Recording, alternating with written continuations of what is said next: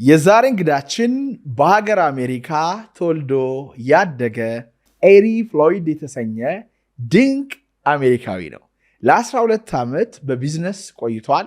ለ16 ዓመት ደግሞ በቴክኖሎጂ ኢንዱስትሪ ሰርተዋል። አዲስ አበባ በማንያዘዋል እሸቱ ግቢ ተገኝቶ ድንገት የጀመርነው ጨዋታ እዚህ ፖድካስት ላይ እንዲገኝ ጋብዤው ተስማምቶ እዚህ ተገኝተዋል። እንግዳችን አምላክን በጣም የሚወድ የእምነት ሰው ሲሆን ሰዎችንም በጣም ያፈቅራል። በውጭ ዓለም የምትገኙ በተለይ አሜሪካ፣ ኢሮፕ፣ አረብ ሀገር ያላችሁ ኢትዮጵያውያን ስለ እውነተኛይቱ ኢትዮጵያ ወይም አሁን ስላለችበት ሁኔታ ምን አይነት ኢሜጅ እንዳለ ከውጭ ከመጣ ሰው ለመረዳት ከፈለጋችሁ ይህንን ፖድካስት ተከታተሉ። ስለ ቢዝነስ እናወራለን፣ ስለ መንፈሳዊነቱ እናወራለን፣ ስለ አስተዳደጉ እናወራለን። በተለይ ደግሞ አሁን ስለሚገኝበት አዲስ አበባ እናወራለን። አዲስ ሰዎች ካላችሁ ሰብስክራይብ ማድረጋችሁን እንዳትረሱ። አሁን ወደ ኤሪ ፍሎይድ ፖድካስት። ብራዘር ዌልካም ቱ ዘ ሾው። It's a pleasure. It's fair. Yes, sir. It's very honored to be with you. It's my pleasure. Your energy is great. You're very open-minded. And I like you already when I see you for the first time. It's mutual. So tell us about who you are and where you're from and why are you here for the audience? Well, I'm originally from California. That's where I was born and raised. I have 3 siblings. I'm actually a twin. I have a twin sister. Whoa. She has a wonderful family. I love them. You know, I have many nieces and nephews. I was an uncle when I was 8 years old. Wow. Yeah, so I have a lot of family that I'm thankful for. I'm in the business industry, or I should say particularly technology. I do contracts, but I do diversify my business. And I have a lot to be thankful for. I'm happy to be here. Why are you here though? That's the question, huh? Yeah. I came here because I met a special person. There was a connection and it was a spark. I'm thankful I've been enjoying Addis here. And I've been seeing opportunity, even opportunity for investment, different things I've been learning about this place, and love the people, love the culture, love the atmosphere. And I want to continue to dive in. I've extended my stay here and it's been great. Is that your first time in Africa? No, I've been to Africa before. The most recent was Kenya. There are different thoughts about Africa in the Western countries, in America and Europe. And so how you see it? Being physically here and hearing about Africa. So what is the difference? What is the good? What is the bad side? There are, I should say, stereotypes, what Africa is considered to be, and then there is what it actually is. I was watching a TikTok of a person, and they were talking about what the typical, I should say, American idea of what Africa was like. They were making a joke about how, oh, when you get off the plane, there's going to be animals and things like that, which is obviously wrong and disrespectful. But as far as this place, it's me being African American. There's something special, you know, just coming here and being in a place where you see people who look like you. When they see you, they just see you. I put it like that. That is not to say that other people or other races see you differently necessarily, but there's just a special connection that you have. Even though Africa is an entire continent, it's just special. What about Ethiopia and especially Addis? You're enjoying here. What are your thoughts about Addis Ababa and the culture, the food, and the market, the opportunities? The first thing I'm going to emphasize, which I mentioned before, is just the people. I love the people. The atmosphere, very welcoming. Everybody is hospitable. Everybody seems like they're there to tend to your needs. It seems like personal. And that's something I really love. Being here in Addis, the city, there's a lot of, it's booming. There's a lot of construction going on. There's a lot of beautiful sites, a lot of tall buildings. I can see Addis is making ways to go places, and I'm loving it here so far. As a foreigner, do you think it's good to invest here, like especially in tech area, or what kind of recommendations do you have for people who want to come here and trying to invest? As far as investment, I would say that there's definitely opportunity. I was speaking with you before, just sort of looking, I do have a stint in economic development that I've dealt with, and just looking at it from a, I should say, economic development perspective, there are 2 things that just stood out to me from my cursory research. It's from a perspective that is not necessarily fully complete, but foreign direct investment is something that would be great for this place, and tourism. I think that those are opportunities for investment. Actually, just being here, I have a passion. I should say I have a particular love for this country, particularly like looking at the heritage, having to do with the independence, the different kings and everything like that. I took some time to look at that, and I do have a love for this place. Now, getting back to your question, as far as investment, I think there's a lot of opportunity here, but something that Addis can do to attract people is simply attract them. So I was looking at what's existing here, again, a cursory look, and I was looking at there are incubation centers. I have dealt with some incubation. I've dealt with some investors, and looking at that, really strengthening what's already existing is important. The foreign direct investment, if you can attract just people, you can get things here. I was looking at Unity Park. I went to Unity Park. It was beautiful. Which part of Unity Park you particularly liked the most? Particularly, there are different cultures within, obviously, Ethiopia. It's a big place. And I really enjoyed seeing I want to say contrast as if it's in an opposing way, but the different cultures.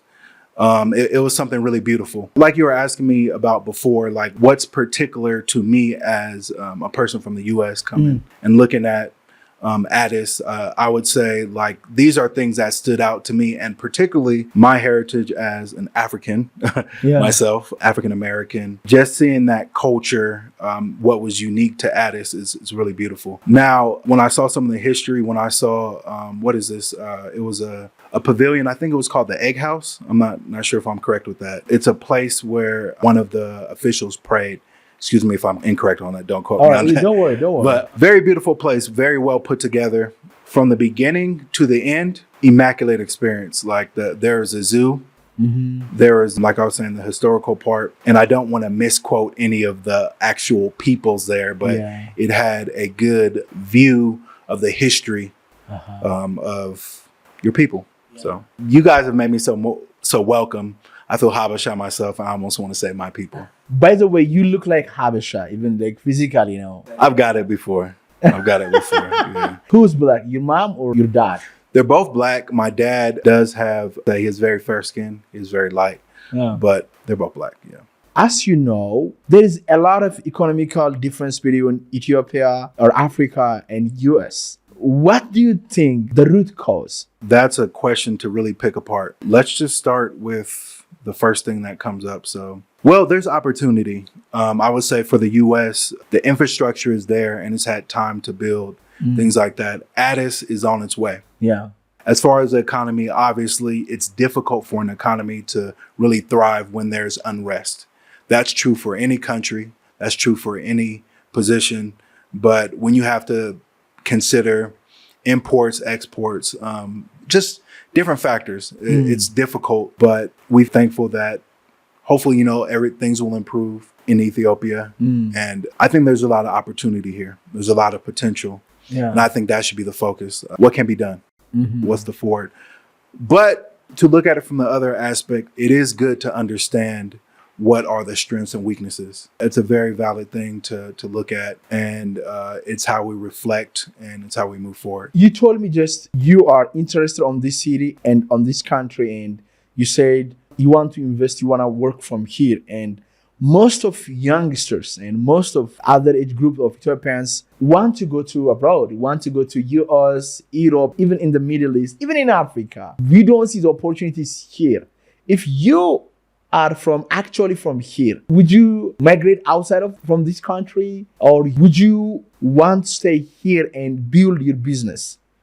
Which one do you prefer? Like most of us, we want to fly out of this country. We think opportunities out there, opportunities in Europe, opportunities in US and States. We want to get out of this country in any way possible. I think it's good to acknowledge the practical constraints that individuals have. Somebody may choose that for them, it's better, that they go seek other opportunities. And when you're in position where you feel like you're being squeezed, or when you do see opportunity, it can be easy to really want to jump on that. Now, as far as specific opportunity, whether I would move, we were just talking with the person who said he decided to come back. Yeah. You and I were talking. Yeah. And that's because, well, part of it, you have a specific love for the country. So looking at it from a business standpoint or a very practical standpoint, it would just the allure would have to be there. So the allure is there and it's here and there's opportunity, but you have to dig and you have to unearth what's already here. Yeah. Me, I'm loyal, but I think it's very good to be practical in the sense of if there is opportunity, seek it and try to bring back and share the wealth, as I would say. What is opportunity means for you? Opportunity is a chance to improve. An old professor of mine said this, where preparation meets opportunity is success. So opportunity is a chance to succeed. I'm sure we've all heard the phrase, you miss. Every shot you don't shoot, you miss. Or every shot you don't take, you miss. So opportunity to me is a chance for a new beginning. Mm-hmm. So it's something you have to watch out for, something you have to be aware of. And it's something you really want to go for. They say if opportunity doesn't knock the door, create the door. I love that. Create it with ability to create opportunities. Mm-hmm. There is something that I always tell for my audience. We are given this ability to choose, to create and to manifest something. We're not a tree. Most people want to travel to US and Europe to live in the country which is built by some other people. Everything is built there. But if you may start from scratch here, you are building foundation for the next generation. And, there we go. Which is, I think, a good opportunity. Yes, I actually totally agree with that. We don't want to just look at what is for right now, but the foundation and the legacy and all that, it's vitally important. And being able to raise children with that mindset, that's how you create strong familiar bonds and foundation so you can thrive. So legacy, it's very important. That's very important to me personally.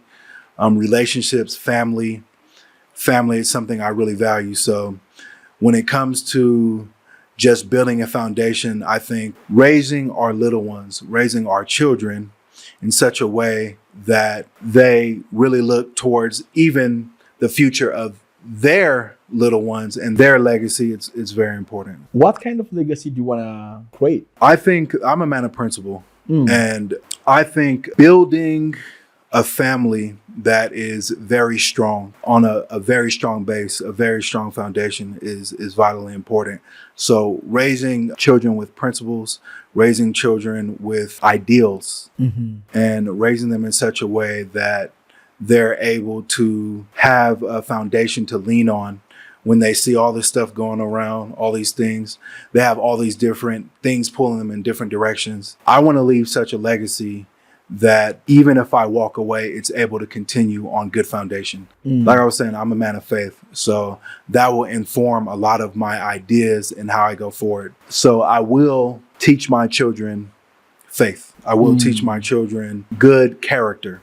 Character is something very important. It's how you lead, how you deal with people, how you treat people, even when you're not being watched. How do you respond to a situation when nobody's looking?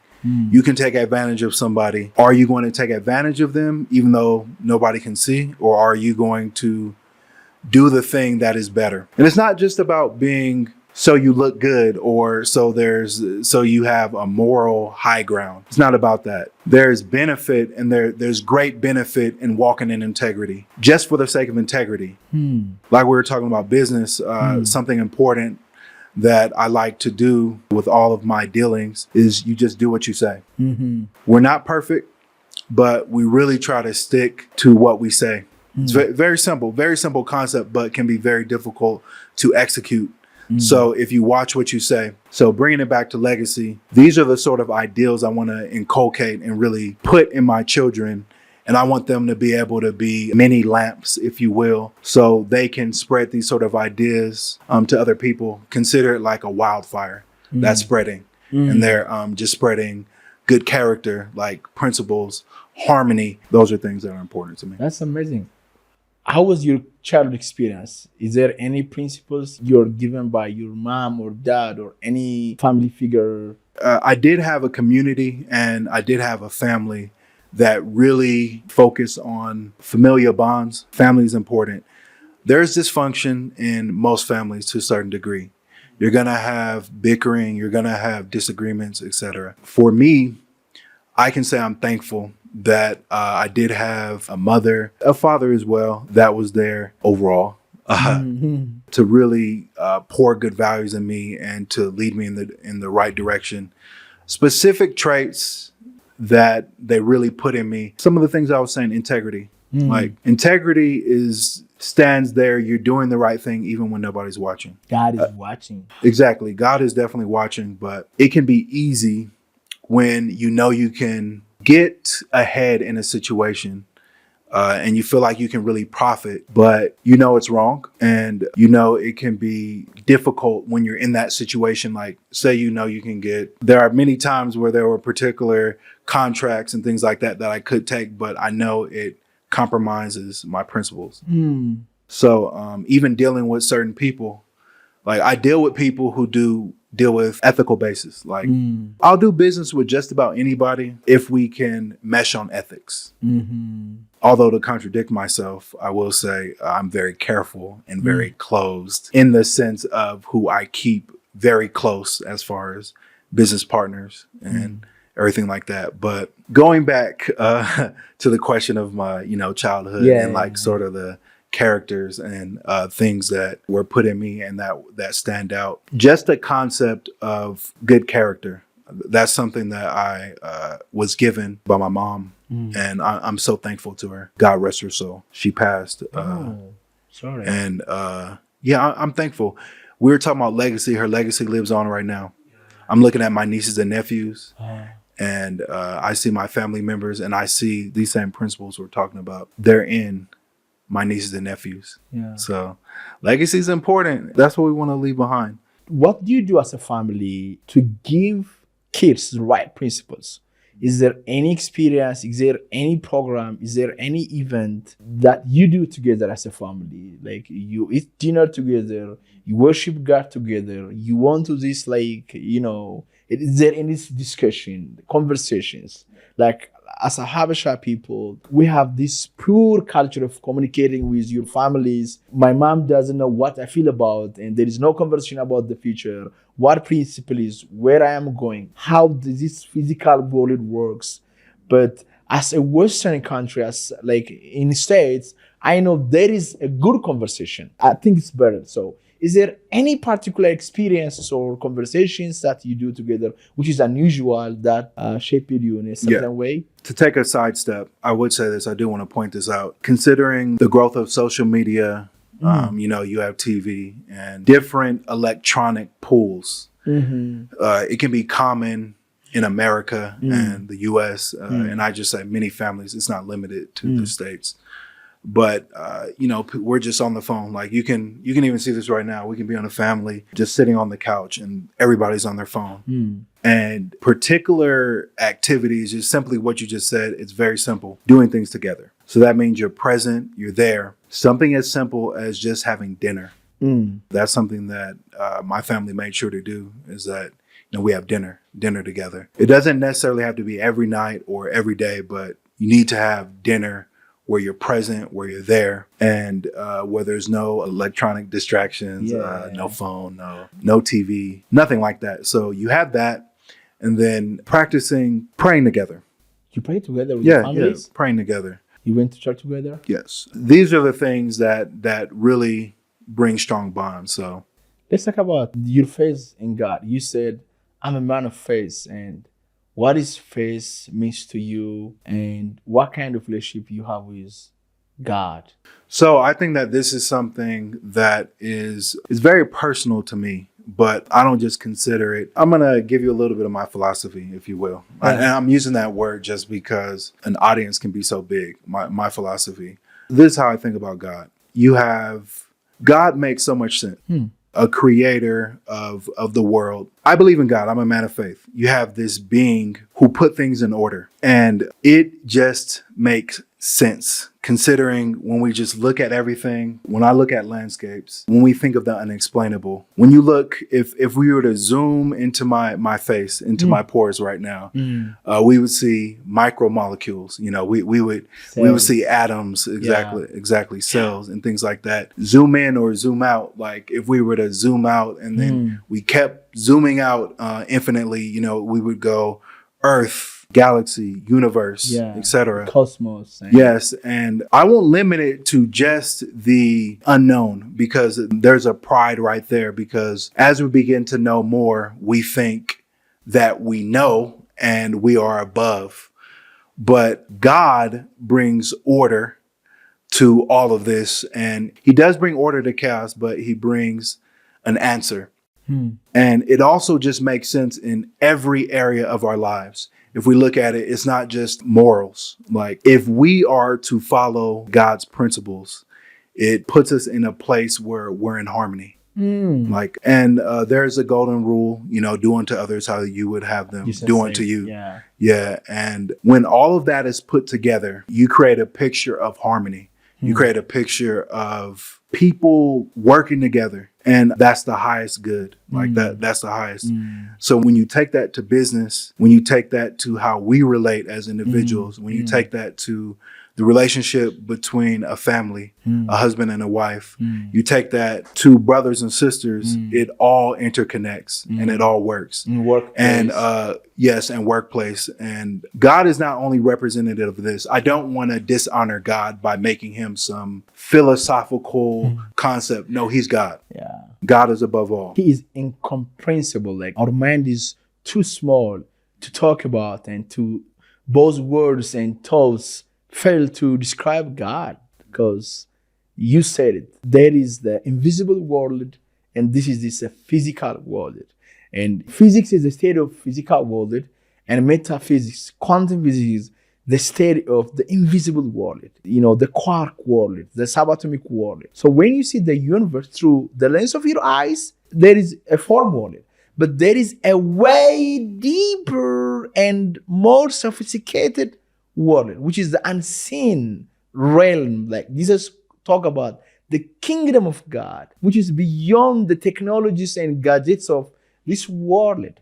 That's why everybody's fighting, like different cultures, different religions, different philosophies. Oh, God is this, God is that. No, God is everywhere and he is everything. He is the isness, the suchness of everything. But it is very, very hard to describe him. But we all, as his children, we try to express who he is. Our idea, my idea of God might be different from yours. You know, we like, I don't know how I put this in English. They say, God created us in the likeness and image of himself. But we always create God in the likeness of our image. Like, we limit him, right? We personalize him. We give him name, like this body, character, the God that harms you. Like, but I get it. Like when you are talking to me, I can read from your body what you are saying, your love. I get it. That honestly was so well said. Yeah. Some of what you were talking about when it comes to specifically like how you relate and how I relate, it may be different. Yeah. We can see this played out at different levels of relationships. So if we bring it to an individual, I should say more personal, that's not really the right way to say it. I would say if you take a family, they can have a different idea of, even just between a family, what something means concerning God. And then you can take that out to a specific church as an example. A specific church might break away and then form a different denomination because they have a different idea about a specific thing. Yeah. But when it comes to all these different things, what we want to really relate on is who God is and what he represents. So you're going to have people with different backgrounds. You're going to have people with different ideas. We need to work together.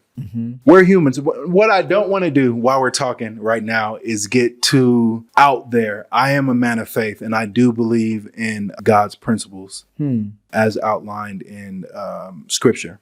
What is God's principles? Very simply put, love God with all your heart, all your mind, and all your strength and all your soul, and love your neighbor as yourself. I don't think that is a bigoted idea in America. Like you say something like that today, and it's something that can be very charged. Like that's going to get associated with, depending on the groups you're talking to, that can be associated with a lot of hate, like a lot of negativity when you say such a statement. But no, God is loving. Yeah. And we can go and find whatever controversial topic, whatever specific thing, it's going to come out to God is looking for our highest end, our highest good. Yeah. And that is the principle I relate to. And that is something I should say that's important to me. And I think that extends to mankind.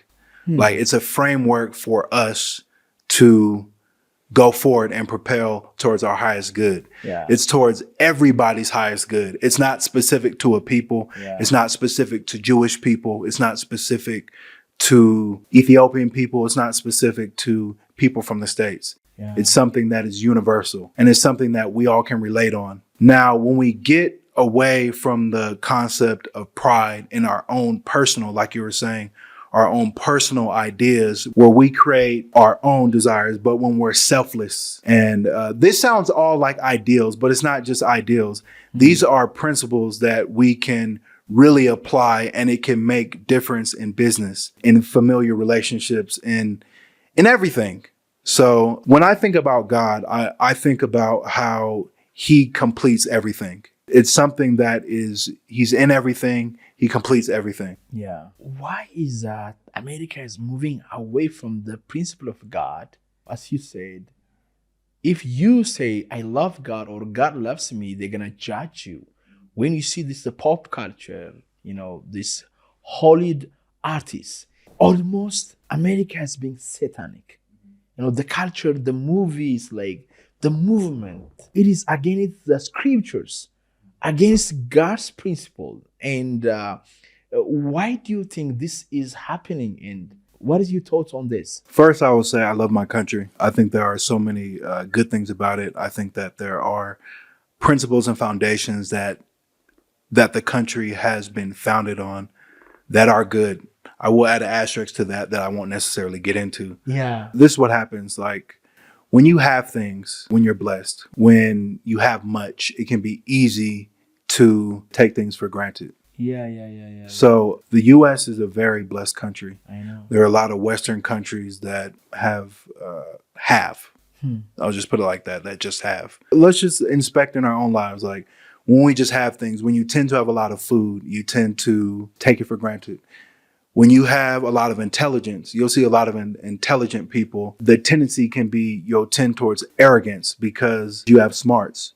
When somebody has a lot of beauty or looks, if you are not to go into your character as an individual, like you'll get prideful in your looks and you'll try to use that to your advantage. Now, don't get me wrong. It's good to use the tools that you've been given at your disposal. It's not a bad thing necessarily, but being arrogant in them, that is the issue.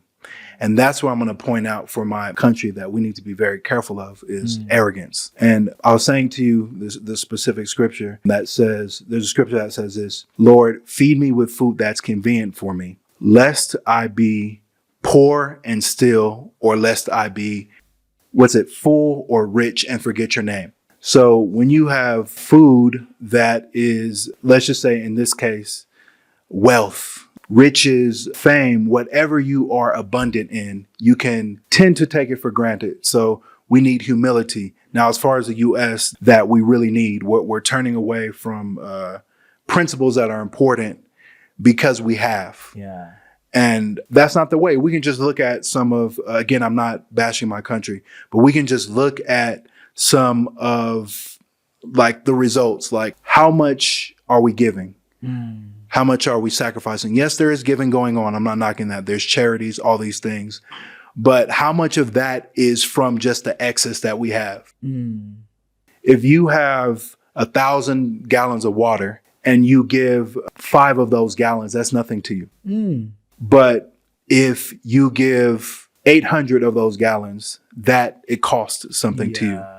So it's how much? It's painful. Yeah. How much of do we really have such an attitude? Do we really have such a spirit, both individually, both as a country, in whatever facet we want to describe that in? Do we have those characters? So. Yeah, there is in the Bible a story I heard when I was kid. Everybody was given what they have, and there was this woman. She gave 2 dinar or I don't know something, but little, and Jesus said, "Above all of you, she gave." You know, you gave from what you have. She gave what she has. Like she gave everything. She gave her marriage. You know, she gave everything.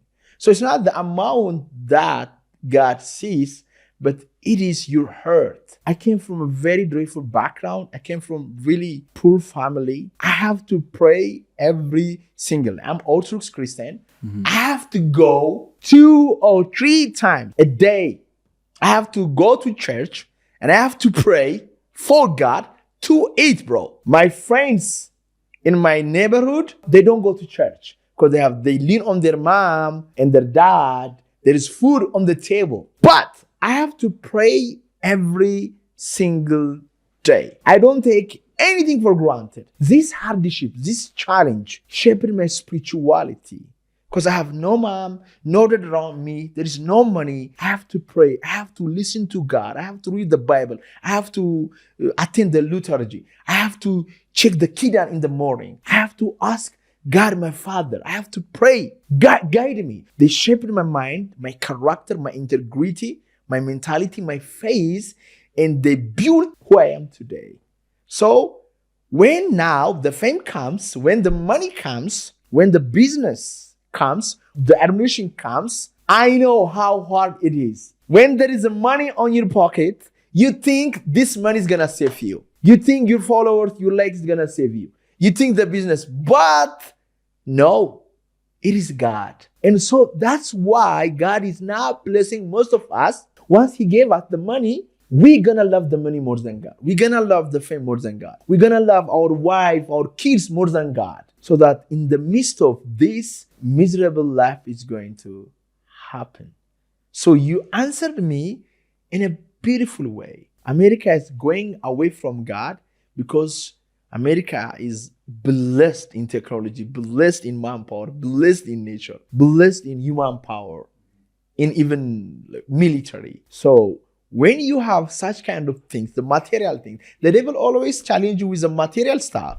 He came to Jesus and says, if you bow for me, I'll give you this material world. So that's the most hard thing. And there are so many Ethiopians living abroad in US and Europe. It's getting very, very, very tough for them to raise their kids in US. They see the business opportunities there, the political stability there, but they know the school system, the culture, especially in spirituality, it is not good for children. So what kind of recommendations do you have for Christian people or Muslim people, or there are some group of people who want to raise their kids in the fear of the Lord? What kind of recommendations and suggestions do you give them? Yeah, I think that ritual is not bad. Doing things in routine and consistency is not bad. And the reason why I would even just frame it from that particular perspective is because that is something that has been put in my mind so much, because I've made a great effort to stay away from just the concept of just being religious for the sake of religious. When you're in an environment where you're around religion and it can just be something you're doing because it's a part of your culture. That's not how religion should be. It's not how it should be. You want to be sincere. It needs to be personal and then communal. And then we can just keep, I should say, upping the structure, communal to regional. It just continues to progress higher. So keeping these, just as we were talking about principles, putting those principles into the little ones, that's how we save from, how we keep from getting too far into, I should say, the traps, the pools of the temptations of these different things that are so alluring, that are so much of if we're all being honest, we all have these temptations. Like we all have these pulls. It's our nature. but it's what we do to it. It's how we respond. It's how we react. That's what's really important. So that really inputting principles into your children and rearing them in such a way, bringing them up in such a way that they can have something to lean back on. At the end of the day, it's going to be their decision. You can't control what your children are doing. You can't control exactly how they go about, but you can put them in a position where they have the tools to do what they need to succeed. And being too hands-on or being too heavy-handed can really put us in a position where they'll just want to rebel for the sake of rebelling. Yeah. Like not because what you're saying is incorrect, but because they feel too closed. You nailed it very well. These days, we want to implant in our children something that we don't have. You have to lead by example. You have to be a man of faith. You have to love God, not for the sake of religion or because you are told to do so. God is the realest thing in this universe. God is real. God is a good friend, a good father, a good mother. He's your comforter, entertainer, your therapist, your everything. I know the world don't want to tell you who real God is. If once you know who God is, you set out to be free.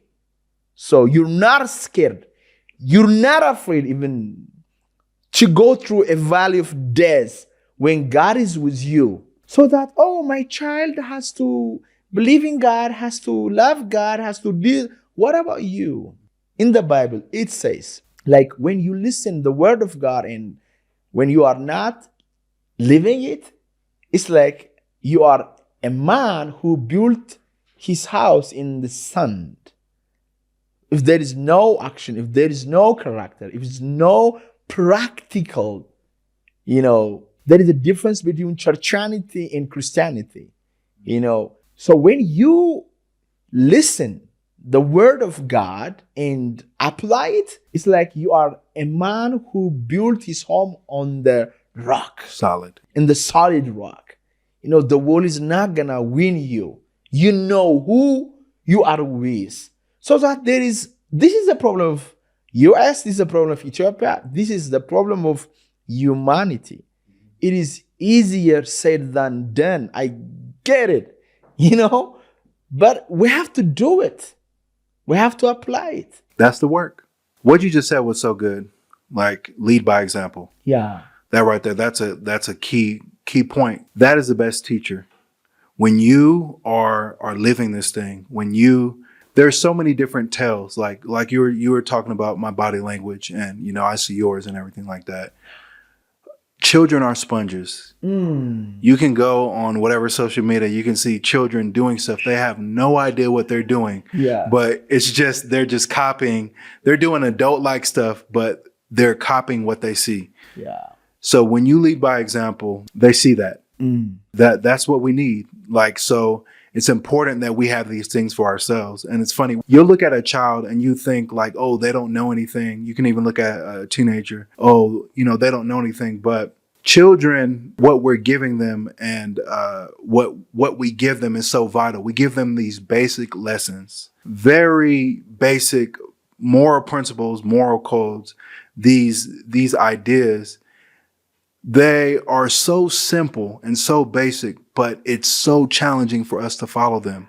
And they become challenging when we take on all these things, when we can't release things, when we take on all these material things, like when we take on I have this business, and if I don't do this, then my business is going to be disrupted. As people of faith, we have to be willing to be able to give that. We have to be willing.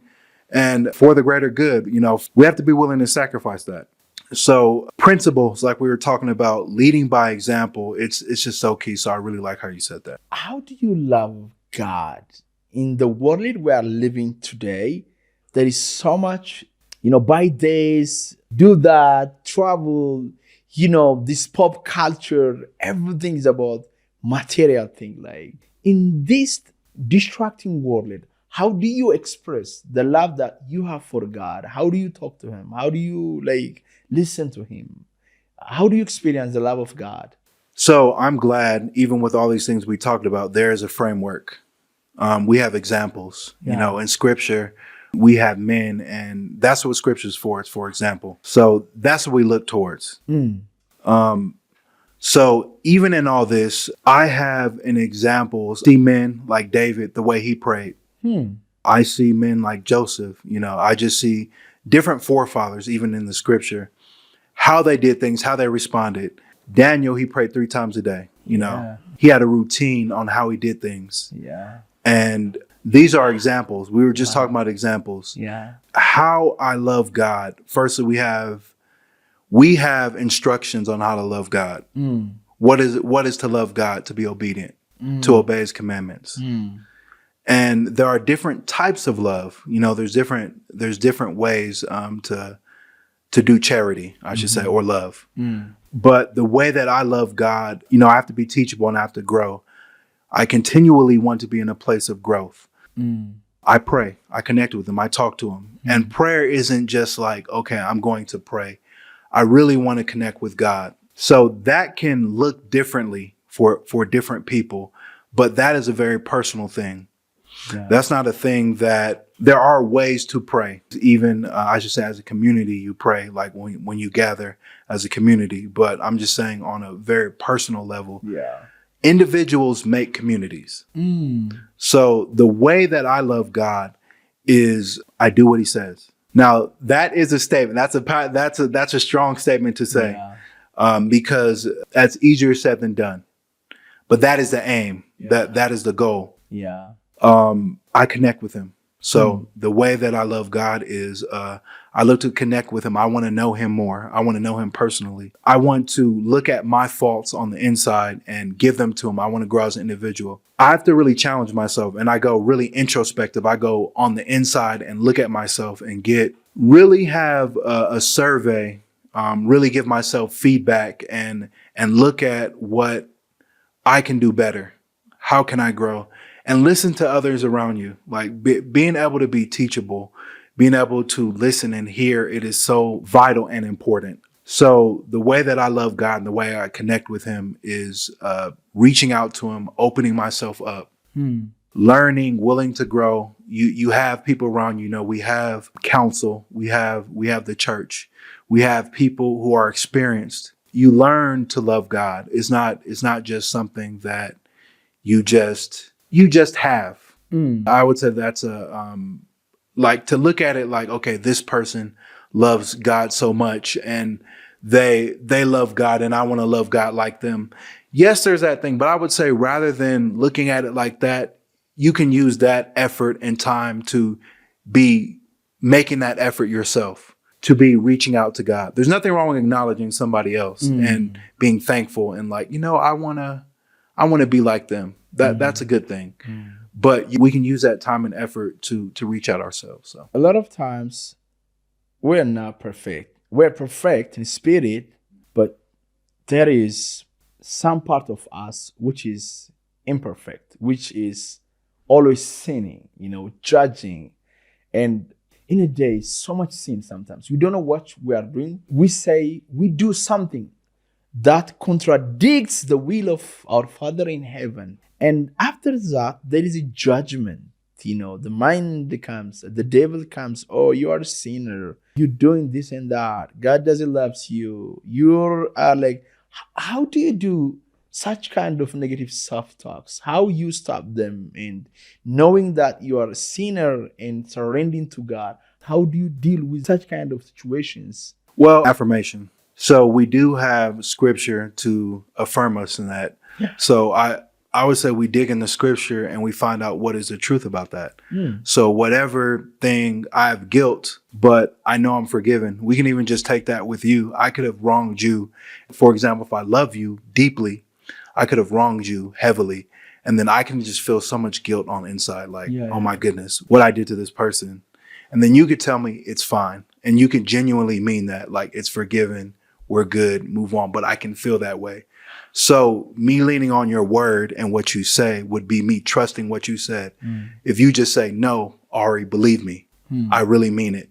I can lean on what you said and I can really believe it. And then I can have times later where it could be like, I'm feeling really guilty still. I'm really feeling like, I'm not worthy of this person. You could be the most gracious person in the world. You could have done so many things for me and I wronged you in this way. And I have to go back and remind myself of what you told me. You told me that I'm forgiven. You told me that I'm loved. And that's the same with God. He's told us that we're forgiven. We connect with Jesus. We abide in him. And we're connected with what the framework that he has put in place, Jesus Christ. And that allows us to get on his coattails, if you will, the back of his coat.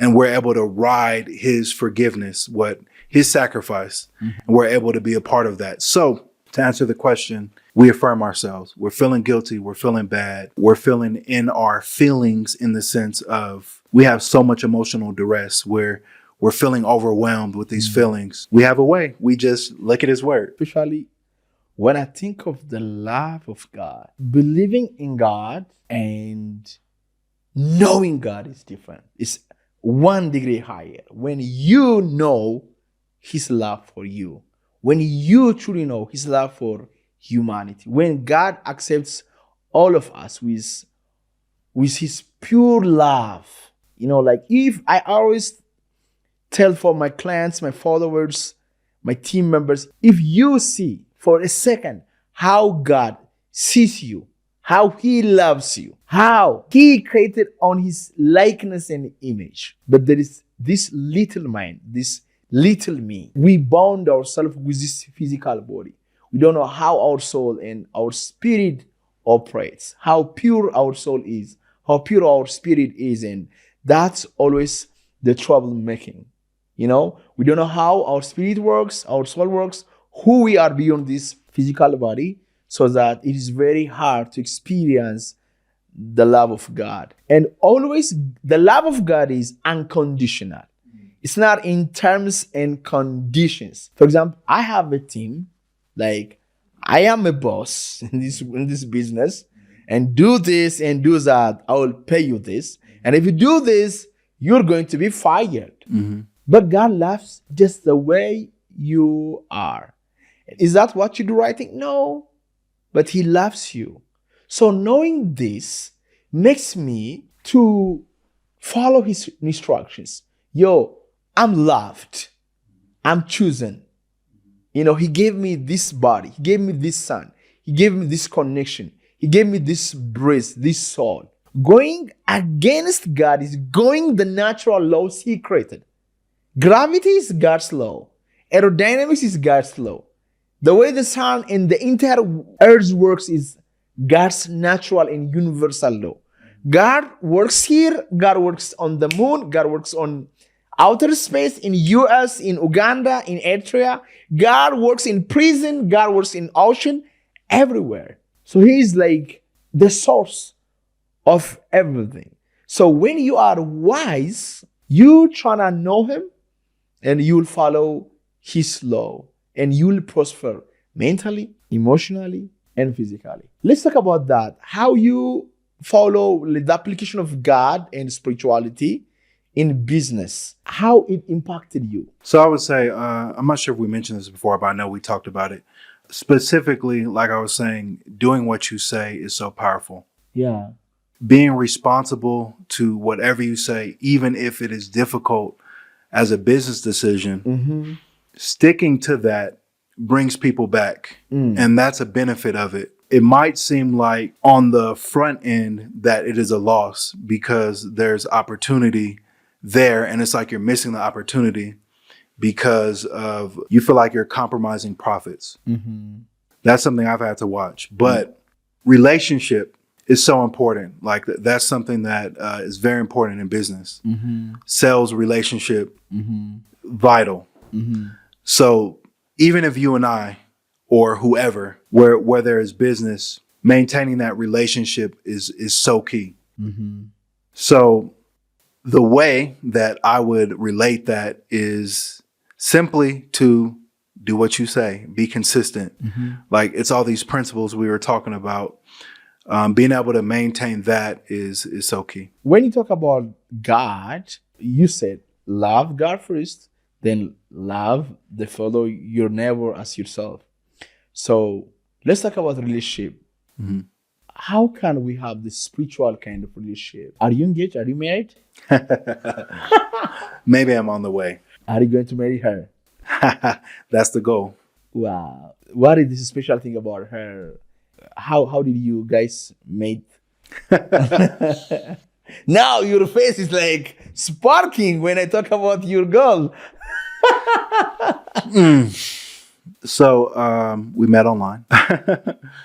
There was a connection. There was something like I said, these principles, like even as we're relating right now, we related on those. And we are able to just, we've been talking very, I should say serious things, but I'm a goofy dude. Anybody who knows me, anybody who sees this, they're gonna be like, oh, I'm a principled man, but I love to laugh. She was able to laugh with me. Yeah. And that's something I love. She does goofy things here and there that really lights me up. I'm really thankful for her. There are things that I learn just by interacting with her. It teaches me, like we were talking about this God connection and everything. How does it say for husbands to love wives? It says that husbands love your wives as Christ loved the church. Yeah. How did he love the church? He sacrificed for it. Yeah. So that is our task as husbands. How we should love our wives is leading in sacrificial. Like you're the first to be there to give, the first to sacrifice. And that is an attitude and spirit. That's how, even when we're talking about business, even though it's obviously not the same thing, I'm not a husband to anybody I work with or anybody who I hire or any employees or anything like that. Yeah. But I like to lead in the sense of sacrifice. Like example, am I the first to give, I should say, my money in this thing where where it could be a loss? Like for my stores, if you will, where I could take away from theirs, where I could squeeze them. No, that's not how I do business. Yeah. I'm not going to squeeze them. If I said I'm going to give this amount, if we agreed to this, have to give that amount. Yeah. Obviously stuff comes up, and it's easier to say that when you're in a position where you can allocate funds and things like that, but you want to do what you say. And going back to relationship, the way that we really connected, we have really developed a way to work together. This person's very persistent, and I'm so thankful for that. Like, she's there. She just keeps being there, and that has been encouraging to me. We have a lot of inside jokes, and I'm just thinking about them. Yeah. We have fun. You know, you have to enjoy, you have to we first want to build a foundation. We first want to have a strong foundation. We want to be able to work and then play. You know, we work hard and we play hard, but work comes first. After we get the work done, we can play. So yeah, I'll leave it at that. So, there's so much more. There's so much more with that. Coming from different cultural backgrounds, there are of course some challenges. So let's talk about it. Like she came from Ethiopia, and Ethiopian girls, they have their own kind of culture, values. You know it. Like it's not like US or even it's not like other African countries. So what was the first challenge? Like misunderstandings. So I'm gonna try to dig into that a bit. With that said, I actually find a lot more synergies than there were cultural differences. Also because I've dealt with so many people internationally. I got used to the concept of, I just say, adapting to other ideas. I myself personally am more used to that concept. I embrace other cultures. I embrace other people. I embrace other ideas, even if I disagree with them. Sometimes there are different ways of doing the same thing. And because it's different, it doesn't mean it's necessarily compromising. Yeah. So when it comes to the culture, I actually found a lot of synergies, funny enough. So when it comes to the way that family works, there are specific ways that Ethiopians do things. What are the I don't want to say. That's, it's not a bad thing. It's not a bad thing. Yeah. but it's different from the U.S. culture and what's typical. U.S. culture, we're very independent as individuals. And when it comes to what family may think, a lot of people in the U.S. they'll just be like, whatever, like, I don't care. Like, I don't care what you think. I'm just going to do this. But don't get me wrong. There are very like strong family bonds in the U.S. and people will make decisions regarding a person based on what their family thinks. But I'm saying it's not uncommon for people to just be like, what I think matters much more. But I would say here, which is a good thing, people really look at what, you know, your family thinks. Like, and that's not a bad thing whatsoever. It's actually a good thing. It is in the way things are set up, I should say, even spiritually, is that, you know, you have a father, you know, you have a mother, and they're to look after you and care for you. And then they are to give you to a husband, you know, they are to give you to that, and person is to provide, to take care of, secure, and really care for. So one challenge I would just say is sort of acclimating myself to that. But to call it a challenge in a negative way, I wouldn't do that. I would just say it's something that is a pleasant experience. Like no culture shock so far. I'm particular. My situation's a bit different because I've been exposed to different cultures. So the word shock is a bit extreme. Maybe a jolt, maybe even jolt is too extreme. Let's just say a little pinch or something, a pinch. But I guess it can vary from family to family on how stringent or strict a particular value can be. But it's not a bad, I can go along with it. And what makes that easy, I should say in this particular case, or in what would make it easy in many cases, is when the people follow God. We have a... She's Christian too. Yes. She's Christian. We have that foundation, which is the strength of it. Yeah, that which is the strength. So how many months or years you started? It hasn't been a great deal of time, but it's even in the time that we've been able to build strong values, like been able to build a strong relationship and have a strong core. I think that is something, whether you're talking with somebody for 6 months, a year, whatever the case, if you're in position and things work practically, there are different considerations, you know, where you are in your life, age, and age, it just has to do with exactly what I just said, where you are in life. If all the things line up, why not? Now, don't get me wrong. I don't just jump into marriage or jump into any relationship. I take marriage very seriously. I think that it is actually one of the most, if not the most important relationship outside of our relationship with God vertically. So dealing with this horizontal relationship is the first relationship. It's marriage. Yeah, it's marriage. Christ talks about marriage so much, him being the head of the church.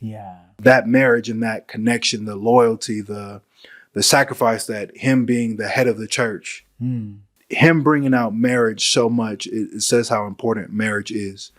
And when it comes to, if all of those principles are there and all those things are in line, then you can join. That can sound a bit dry, but that's what you have to start with. That's foundation.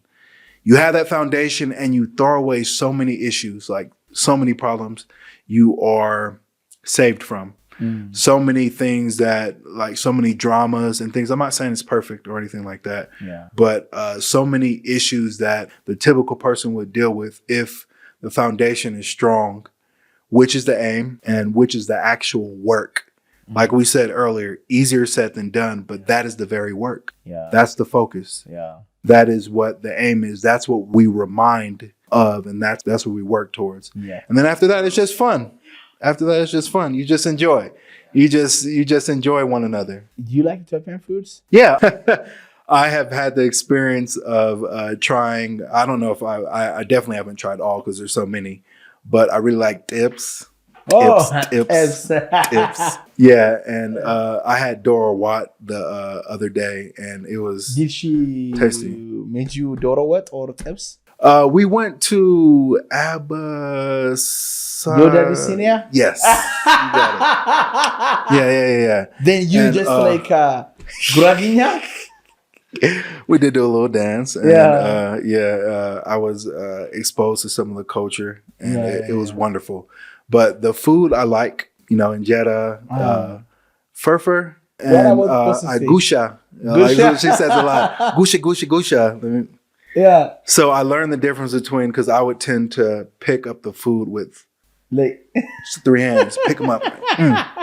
But you gotta, it's a technique. You really have to hone in on it. It's not, not 3 fingers. Yeah. You take the 5. Yeah. It's really actually, this was a ritual that I was taught that you cut. It's a really serious, no, you don't you dare. Yeah. Even another friend that I recently met, he was teaching me like, no. Gusha with the hands. I love it. Yeah. I love it. Yes. But like, I've been enjoying my time here. The food is great. It is an adjustment, but I open myself up to the ideas. Like, if you come from a different culture, your taste palette is used to different things. Let's ask a question. So like, when it comes to like whatever culture you're in, why is it that you tend towards those foods? Is it that those foods are so superior than other cultures' foods that you tend to go back to those foods? I don't think so. It's just what you're used to. Yeah. So we have to open our mind when going to other places, like to be able to try different things, like different things that activate the different parts of our tongue palate. Like, is it more spicy than what I'm used to? Is it more salt? We love salt in America. We love our seasonings. We love our different things. Of course, there are many different seasonings in different cultures, but my point is being open-minded to really just taking the culture, and even if the first, I'm not saying any of it is bad, but I'm just saying because of what you're used to, when you first try something, you might just be like, ugh, like not but in such a way we're saying it's nasty, but I'm not used to this. Yeah. But you push past that and you can begin to enjoy. So I would just say that to anybody. Like, be willing to try. Like, be willing to just go ahead and dive in. So food good. Yes. So this is my restaurant. Yes. And we sell some traditional food. I grew up in Albany. There is a cultural food. It's called fosese. So we sell fosese here. Injera is like dominating in the whole country. Since Ethiopia is rich in culture, rich in food, rich different kinds of values, but there is a lack of open-mindedness. My friend you met earlier tonight, like after meeting him, we started exploring some restaurants here in Addis. He told me, I never been to the States. He said, oh my gosh, States full of food, like Mexican, Chinese restaurant, Taiwan, like Asian, different kinds of, for me, food is injera, nothing else. So I started exploring some cultural foods.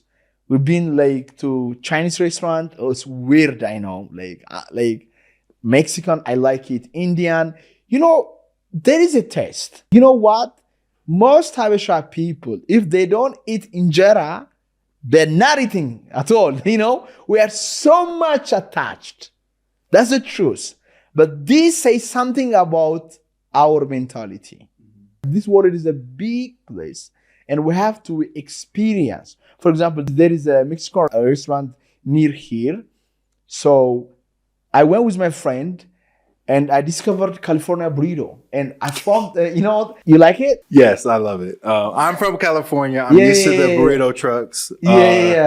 And oh my goodness, like there's a lot to it. You want to be careful which truck you go to, but generally from what I've even heard from, careful with saying this, but I should say particular Mexicans that are from, this is to a certain degree authentic. Like some of the burrito trucks are authentic. So the burrito trucks are basically their trucks. You'll have people that are from Mexico and they'll serve different things within the burrito. Rice is a staple. Beans, ground beef, sometimes chicken. And then this will get all wrapped in this big monster piece of food that looks intimidating, and it will get wrapped into some flour.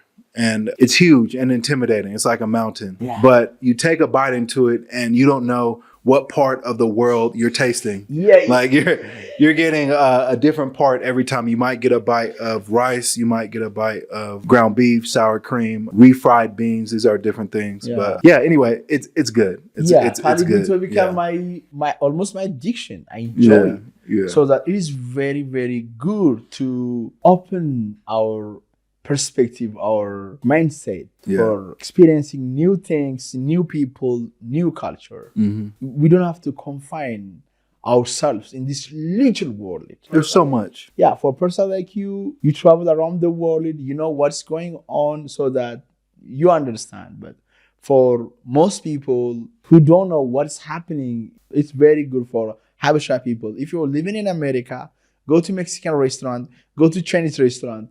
Our pattern is so much fixed. The same coffee shop, the same friend, the same work, the same morning routine, the same night routine, the same prayer. You know, like we are like in the rat race. What would you say as far as, I should say, Ethiopians when it comes to, you were sort of alluding to it, but when it comes to experiencing other foods, how open would you say the average, maybe Ethiopian or person from Addis is as far as like being willing to try? No, including myself. Our mind is closed, bro. Our mind is closed. As a restaurateur, we tryna innovate new kind of food.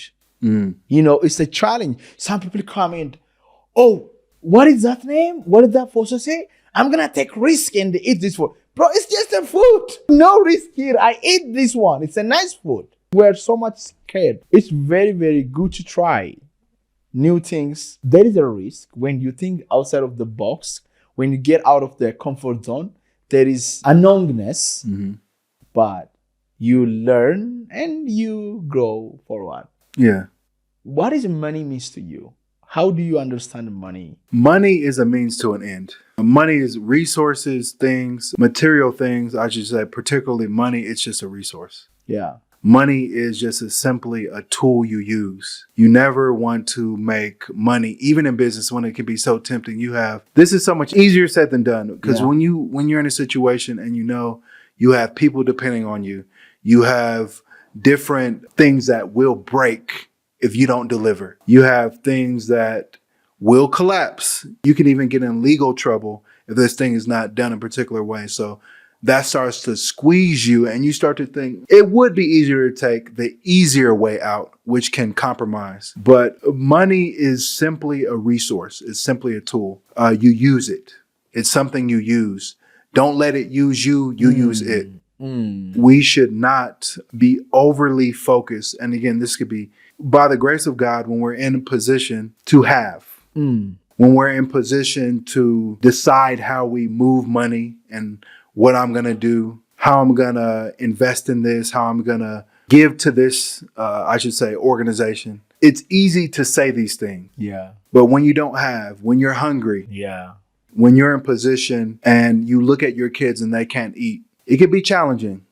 With that said, as believers, we can be thankful and we know that God provides. All the time. It doesn't mean everything's going to be perfect. Yeah. But I'm glad that there are things set in place and to give us what we need. So what money means to me is simply just a resource. It's a tool. It's a tool, yes. How to make more money? Are you financially free?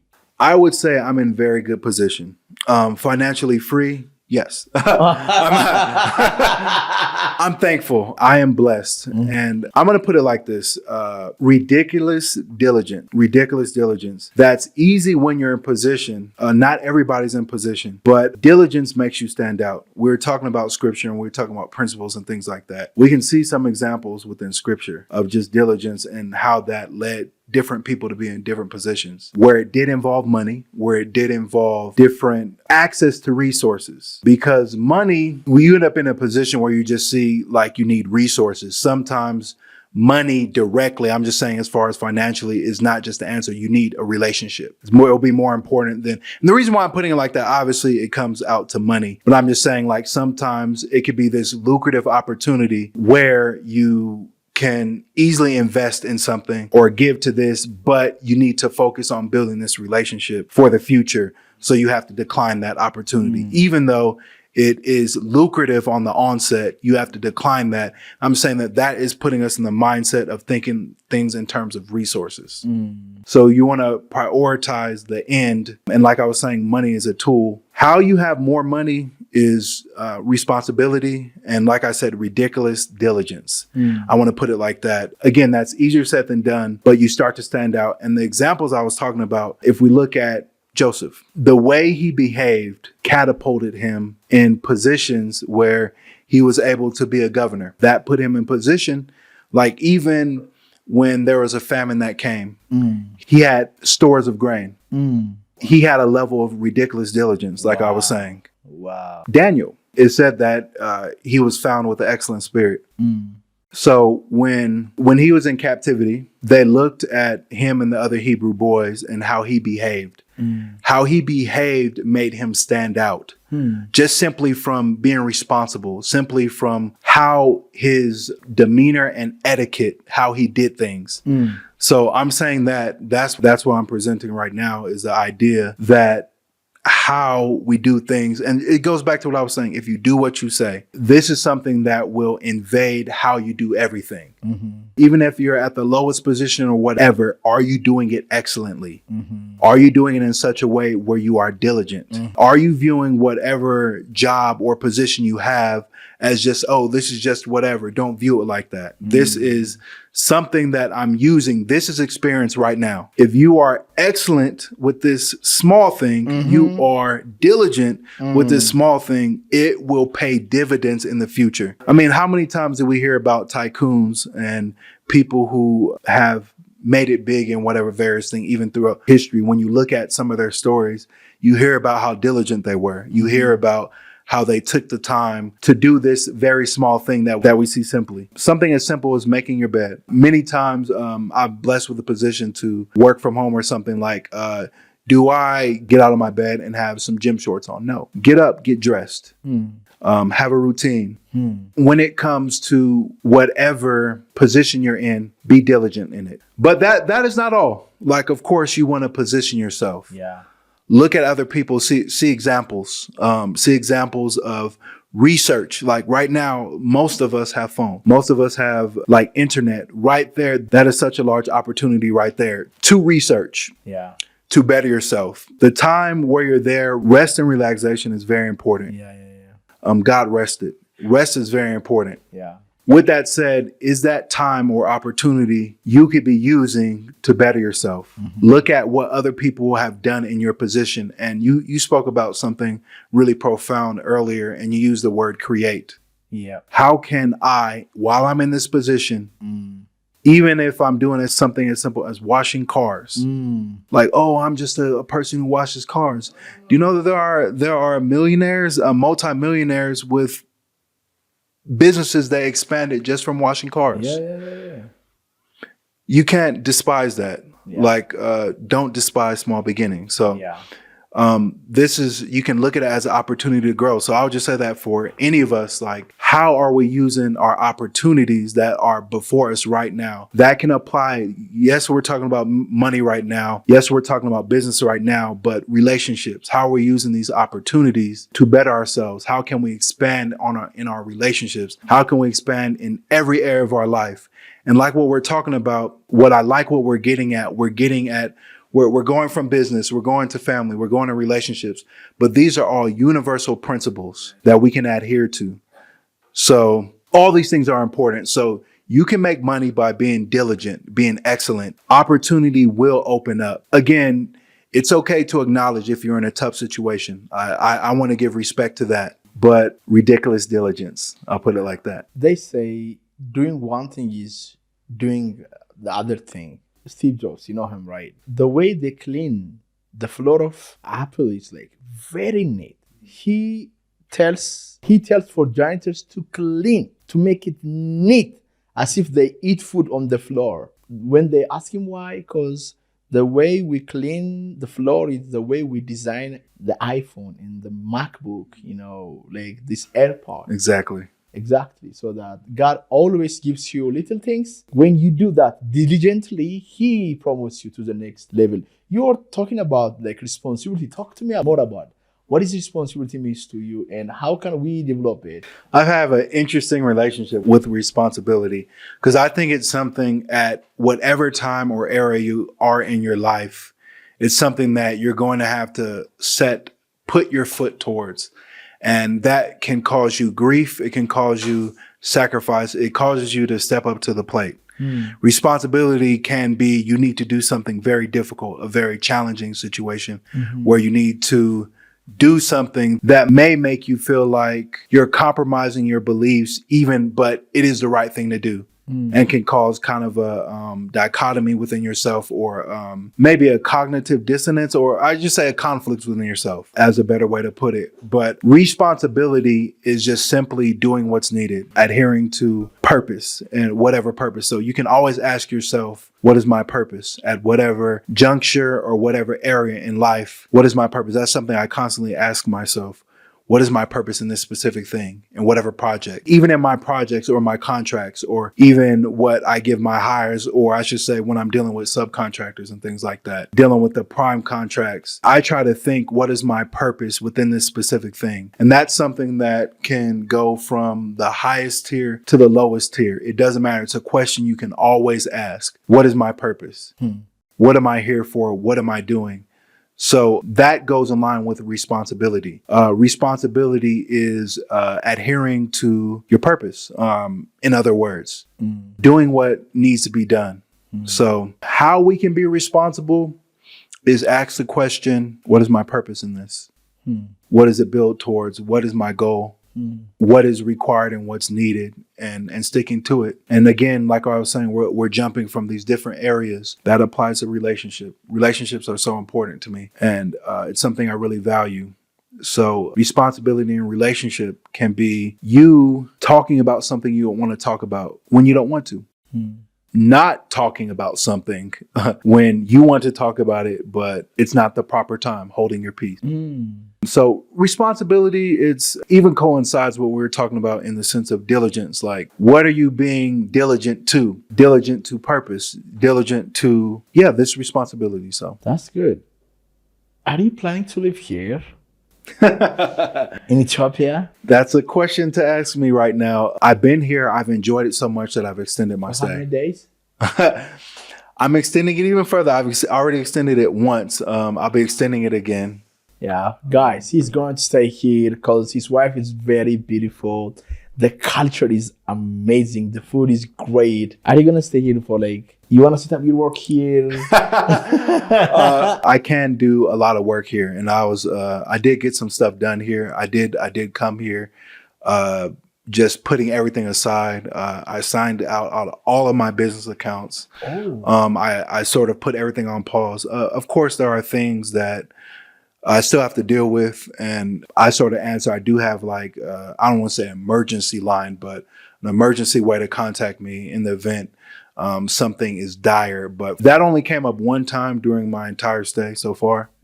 Needed that done, got it done. Wasn't really an issue. So me being here, it's been good. It's been good. I've really been enjoying it, and I'm thankful. What about your girlfriend? Does she have a plan to live here together, or does she wants to go back to States? Out of respect for her, I'll say this.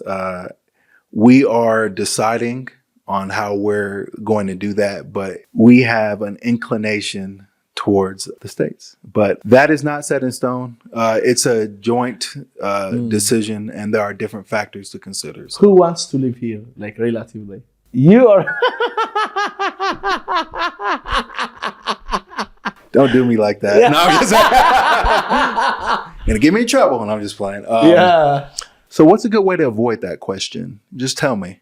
I'm just playing. I'm just playing with you. So obviously she loves her culture. Obviously she loves this place. There's so much to love. Like I was saying, I've been here. I've grown a love for myself for I just say Ethiopia.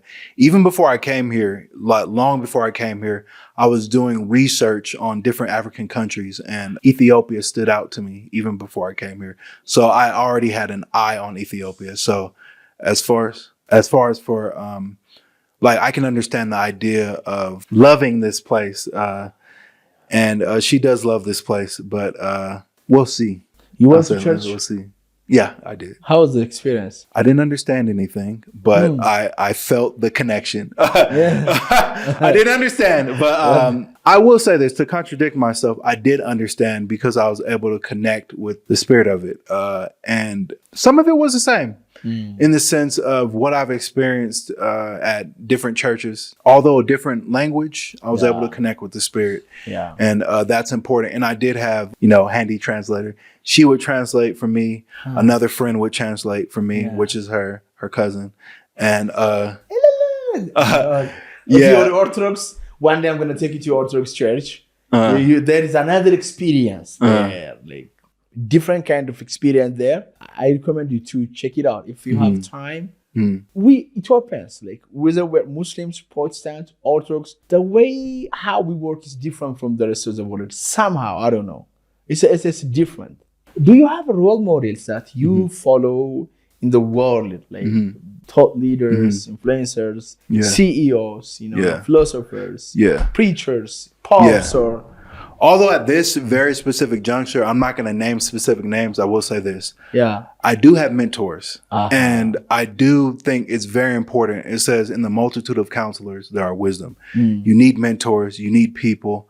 You need people to model after. You need to research. You need to read. You need to learn and grow. That's very important for me. I do have mentors, and I think it's vital. I do have. How else do you learn? How else do you grow? There are people that are exactly where you want to be. Mentors are vital. I've had mentors in my life that have specifically guided me towards just areas like when you have an intimate relationship with a mentor, it allows you to be able to ask questions specific towards you, specific to you. So mentors are important. Thought leaders in whatever area, like I was saying earlier, growth is so important to me. I'm always taking a course. At every time I'm always taking a course, I'm always growing in some way. Sometimes just out of fun, like it could be out of something totally out of the scope of what I do. I'm currently looking at physics stuff. I mean, I have been in, I should say, computer science space and things like that. There was some teaching in that, but obviously that is not the main focus. So learning and growth is very important. So being able to follow those people who are experts in whatever area, it's a very good thing. Let's play a game. Okay, who's Teddy Afro? Sorry? Teddy Afro. Did you catch that one? Is the mic on? I'm not sure. I said it. You didn't hear me? I just said it. Yeah, no. Very quick. I said it very quick. Did you catch it? No. The audience caught it though, so we can just move on to the next question. They caught it. You gotta be quick, man. I thought you were in this. Come on, catch up. You gotta keep up. Tell me the Ethiopian New Year. So the year you all are in is 2016. Yes, obviously. The start of the year. Yes, and the new year.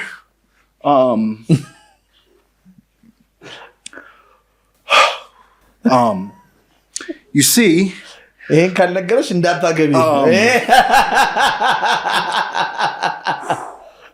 man. Man, where's some water? I just woo!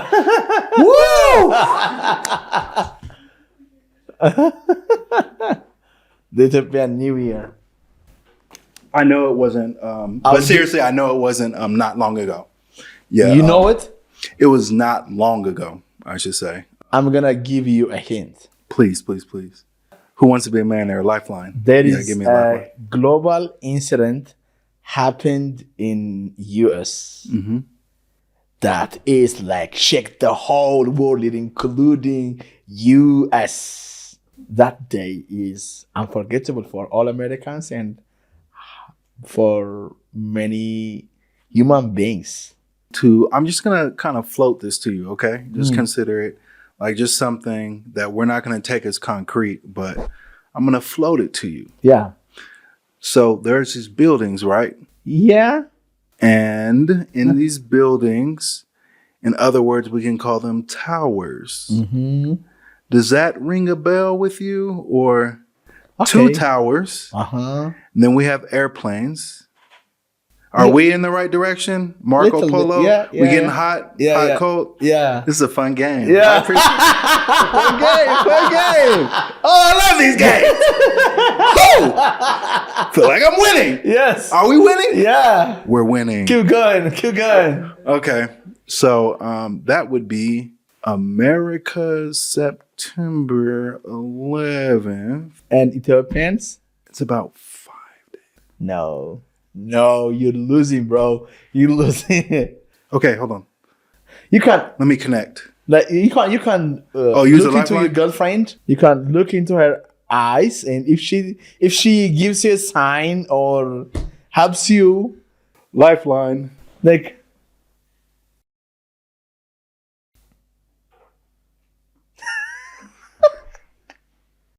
I heard something about a dinosaur. So I'm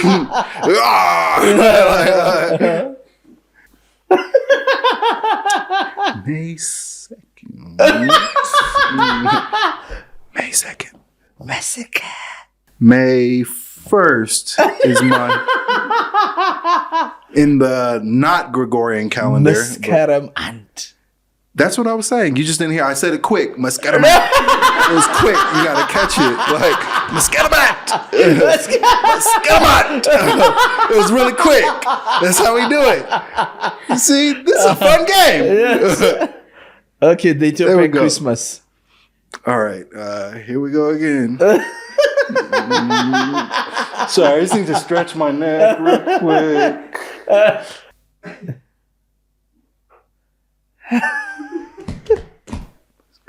መስከረም not መስከረም. Audience, Yeah. can you help me? Audience? Yeah. Anything? Ah, man, I thought Yes. the audience would be helpful, but they're not giving me any. I'm even talking about the viewers. Yo, How dare they're they? like, no, you guys are, You guys you're are- not come subscribing, on. you're not commenting, you're not doing anything. Yo, everyone, how's Ari Floyd? Floyd Mayweather. Do you know Floyd Mayweather? Yes, I know Floyd. Yes, of course, of course. What about George Floyd? Yes. It's, Yeah. It was great to have you on the podcast. It was a great honor. Do you have anything to say finally? Well, I want to appreciate you. I do appreciate the time, and it's been a pleasure. The conversations we talked about, the different topics that we covered, they're important. Yeah. You know, and we want to be constantly improving, constantly growing, and such conversations are needed to move forward. And that's the goal. We want to be moving forward in every juncture of our life, in everything we're doing. So this is the way of life. I'm thankful, and you know, I'm grateful. So I think that's the attitude and spirit, and I feel that here. So Yeah. it's been a blast. Yes. Likewise here, bro. Thanks for giving your energy, your time, and your willingness. Your ideas are like great. I enjoyed the podcast. I don't know what the result is going to be, but one thing I know is the time we spent together is really valuable. I have took so many important lessons. God bless you. I hope I'll see you again in the podcast. I know you're gonna marry her. You're gonna have a child. You're going to come here and you're gonna come to our restaurant. And I know since we have exchanged our contacts, Children, by the way, plural. Children. Yes. Oh. Just want to point that out. Continue. All right. Yes, So yes. whatever. But I feel like you are a good human being. It doesn't feel like even you are a foreigner to me. Yes. I feel An it. Ethiopian I feel with it. this English language. That's what I'm feeling, you know. So I've enjoyed. It's been awesome. Like I appreciate you. I appreciate everybody here. Like I said, I really do feel, I genuinely feel a welcoming atmosphere here. And it's been great. I feel like I'm a part. Yeah. Thank you so much. And thank you so much, the audience too, giving you time, your attention. And it's very, very great to have you. Also, if you are new for our YouTube channel, don't forget to subscribe. Until next time, salam koyuling. Amasaginalo. Amasaginado.